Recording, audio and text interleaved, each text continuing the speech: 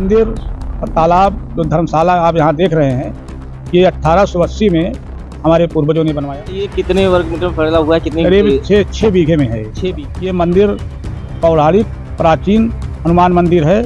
यहाँ पे जो कुछ मांग के गया है वो खाली हाथ नहीं गया। 500 साल की एक बड़ी लड़ाई के बाद भगवान प्रभु श्री राम की प्राण प्रतिष्ठा हुई थी।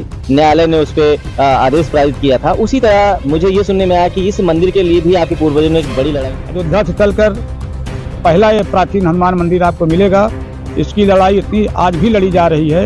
राम और राम के जो भक्त हैं वो हर उस जगह पहुंचने का प्रयास करते हैं जहां उनसे जुड़ी हुई यादें रहती हैं। मैं इस समय प्रतापगढ़ के राम वन पथ गमन मार्ग पर खड़ा हूं, चिलबिला बाजार में। पीछे ये जो तालाब देख पा रहे हैं, ये कहानी इकट्ठे किया हुआ है। ये अपने आप में एक पौराणिकता रखा हुआ है और हर साल यहाँ पर रामनवमी और अच्छे पर्वों पर यहाँ पर उत्सव मनाया जाता है। इसी तरीके से 22 जनवरी को प्राण प्रतिष्ठा के दिन भी यहाँ एक भव्य उत्सव हुआ था और इस उत्सव में आयोजक रहे हैं स्वयं हनुमान जी। उन्हीं के नाम से आयोजन हुआ था। ये बहुत बड़ी बात थी।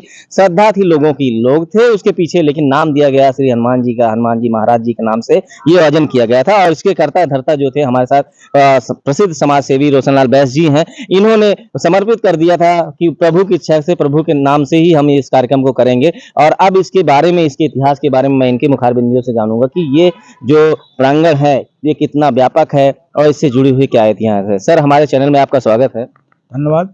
और आपका परिचय मैं दे चुका हूं कि आप एक प्रसिद्ध समाज सेवी हैं। अपना परिचय शार्ट में दें ताकि दर्शक हमारे और आपकी जनता, प्रतापगढ़ की जनता और हमारे प्रदेश की जनता के बारे में जाने। मैं रोशनलाल उमर बैस, इस हनुमान मंदिर जो समिति है उसका मैं महासचिव हूँ, वर्तमान में व्यवस्थापक हूँ। इसके पहले कि मैं आपको ये बताऊं कि ये मंदिर और तालाब जो धर्मशाला आप यहाँ देख रहे हैं, ये 1880 में हमारे पूर्वजों ने बनवाया था और 1895 में उन लोगों ने एक सिविल सूट करके, हमारे पूर्वज 4 भाई थे, चारों भाइयों ने आपस में एक विचार विमर्श करके, उस समय कचहरी रायबरेली हुआ करती थी, प्रतापगढ़ में नहीं थी, एक सिविल सूट किया था। ये उस समय का ये नंबर 1279-1280 था कि हमारे पीढ़ी दार जो भी होंगे वारिसान, सब पीढ़ी दर पीढ़ी काबिज दाखिल रहेंगे, लेकिन इसे किसी को क्रय विक्रय का अधिकार नहीं रहेगा। अच्छा, ये कितने वर्ग मीटर में फैला हुआ है? कितने? करीब 6 बीघे में है। 6 बीघे की संपत्ति है। हाँ। और भाई साहब, आपको मैं बताना चाहता हूँ कि ये मंदिर पौराणिक प्राचीन हनुमान मंदिर है। यहाँ पे जो कुछ मांग के गया है वो खाली हाथ नहीं गया। यहाँ पे हर महीने कुछ न कुछ, साल भर में कम से कम 4 या 5 राम कथाएं होती हैं।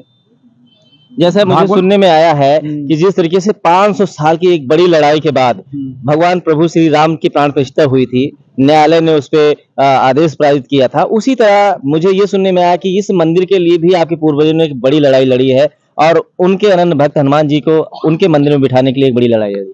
भैया, लड़ाई ये रामगढ़ मार्ग है।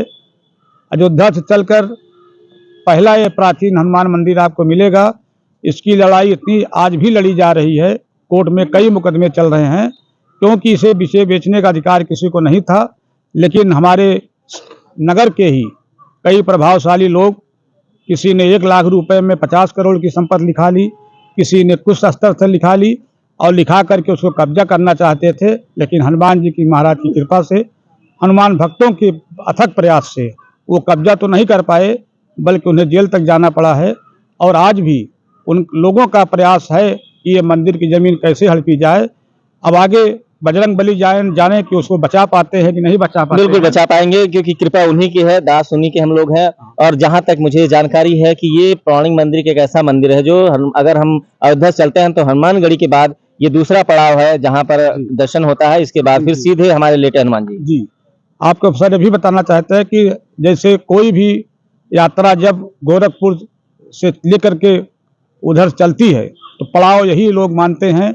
जैसे आप माघ मेला आ रहा है, आप प्रतिदिन देखेंगे कि 10 से 15 बसें आपको यहाँ प्रतिदिन मिलेंगी। अगर वहाँ से अमावस के दिन, तो यहाँ हम लोग बाकायदे चाय पे नाश्ते का पूरी व्यवस्था करते हैं, क्योंकि सारे लोग यहाँ रुकते हैं। जो रुकते भी हैं वहाँ पे हमारे पास जो भी खाली जमीनें हैं वहाँ पे लोग बैठ करके खाना बनाते हैं, खाना खाते हैं, तब यहाँ और जाते एक हैं। विशेष यहाँ पर उपलब्धि और जुड़ी हुई है, जहाँ तक मुझे जानकारी है कि ये जो तालाब है, ये आम नहीं है। इसमें वो फूल दिव्य दर्शन होते हैं जिसकी कल्पना हम लोग करते हैं, कमल का फूल। क्या ऐसा सच्चाई है इसमें? भैया ये कमल का फूल अभी तो ऐसा मौसम था, अभी तो इस समय कम हो गए हैं। अभी 4 महीना पहले जब सावन का महीना था, 2 महीने का मनमास था, तो 40 से 50 फूल कमल के प्रतिदिन निकलते थे और जो भक्त आते थे वह चढ़ाते थे। हम लोग प्रतिदिन यहाँ पे जो भी 8-10 भगवान की मूर्तियाँ हैं, सबको हम लोग प्रतिदिन चढ़ाते थे। और ये यही नहीं, यहाँ पे नीलकंठ भगवान का भी वास है। अभी आप आधे घंटे रुकेंगे तो शायद आपको यहीं पे मिल जाएं। तो जैसा मैं आपसे जानना चाहता हूँ, आप तो अगर इस क्षेत्र से हैं तो ये बता सकते हैं, क्या कमल की फूल की उत्पत्ति वाला तालाब आसपास और भी कहीं पर है इस जनपद में? आपको नहीं मिलेगा, इस जनपद में जल्दी जल्दी नहीं मिलेगा, पूरे जिले में नहीं मिलेगा। पूरे जिले में नहीं हाँ, मिलेगा। नहीं मिलेगा। आपकी जानकारी में और कहाँ पर हो सकता है कमल का अगर तालाब? होगा तो उधर वो लोग बताते हैं कि कुंडा साइड में एक आध जगह है, प्रयागराज क्षेत्र में वो भी लगेगा, लेकिन प्रताप तो जैसा मैं आपको दिखा रहा हूँ कि ये तालाब है। अगर आप इच्छुक हैं कमल के फूल के दर्शन करने के लिए, तो ये चिलबिला बाजार में जो हनुमान मंदिर है, तो दर्शन के साथ साथ मनोकामना तो पूर्ण होगा ही, लेकिन एक अद्भुत पुष्प की भी आपको दर्शन होंगे, जिससे कि आपकी कई सारी तो उमर बैस जी, और भी क्या क्या यहाँ चीजें होती हैं इस मंदिर पर? यहाँ बताना इस चाह रहे मंदिर पे नवरात्र में दुर्गा माता जी की प्रतिमा सजाई जाती है और वैष्णो माता जी की गुफा बनती है, जिससे भक्त पूरे जिले के लोग आते हैं यहाँ पे। यहाँ पे नागपंचमी का मेला लगता है, कुश्ती दंगल होते हैं और इसके साथ साथ आपको मैं बताना चाहता हूँ कि ऐसा कोई आयोजन नहीं है चिलबिला का जो यहाँ लोग भक्त लोग न करते हों, और जो पूरे जिले में बड़े से बड़े आयोजन होते हों, लेकिन यहाँ साल भर में जरूर होते हैं। कम से कम 10 बार तो राम बार कथाएं और भागवत कथा होती चलिए, है। मैं ये जानना चाह रहा हूँ कि कहीं ना कहीं इस सब आयोजनों के पीछे किसी न किसी का हाथ होता है और उसमें विशेष योगदान आपका रहता है। मैं तो अपने को कभी नहीं मानता हूँ, इस सारा आयोजन हमारे यहाँ कोई भी आयोजन होगा, लेकिन जो चर्चा में रहता है कि आपको ये हमारे समाज सेवी के माध्यम से है। बजरंग बली की कृपा है जो हमको साथ में जोड़े हुए हैं। ये पूछने का मेरा एक ही मकसद था कि समाज से तो आप जुड़े हैं, तो क्या कभी राजनीति से भी जुड़कर कुछ सेवादान करना चाहते हैं? हमारा अभी कोई भी राजनीति में जाने कोई इच्छा नहीं है, ना मैंने कभी सोचा है। विधानसभा चुनाव के पहले हमारे शुभचिंतकों ने बहुत प्रयास किया कि आपको चुनाव लड़ाया जाएगा, लेकिन मैंने उनसे कहा कि भैया मैं चुनाव नहीं लड़ना चाहता हूँ, मैं एक सामाजिक कार्यकर्ता हूँ और समाज के हित के लिए जितनी बातें होंगी मैं वही कर पाऊंगा, क्योंकि मैं झूठ फैरे वाला काम नहीं करता। नहीं, कभी कभी जो होता है कि राजनीति में आने के बाद एक ताकत आ जाती है, उससे समाज की सेवा ज्यादा होती है। भाई साहब, मैंने बहुत से लोगों को देखा है कि राजनीति में आने के बाद, पद पाने के बाद वो छोटे लोगों को भूल जाते हैं, अच्छे लोगों को भूल जाते हैं, वो उनकी अलग डगर पकड़ देती है, उन्हें और पैसे की हपस हो जाती है। तो मतलब अगर बात करें कि एक राजा ना बन के एक सेवक, हनुमान जी की तरह एक सेवक बनकर आप समाज सेवा करना चाहते हैं? मैं एक हनुमान जी महाराज का चरण सेवक हूँ, उन्हीं के वो भी बदौलत प्रभु राम के सेवक ही थे, उनको भी राजा बनाने के लिए ऑफर आए थे। आपने सुना भी होगा कि अगर प्रभु राम जी का मंदिर भव्य बना तो वहाँ के सबसे पसंद अगर थे तो हमारे हनुमान जी महाराज थे। उन्होंने ऐसे ऐसे उत्सव यहाँ कराए कि जो लोग आए और देखे, उन्होंने कहा कि शायद अयोध्या आज नहीं जा पाए, हमें हनुमान जी महाराज ने प्रभु के पूरे दर्शन यहाँ कराए।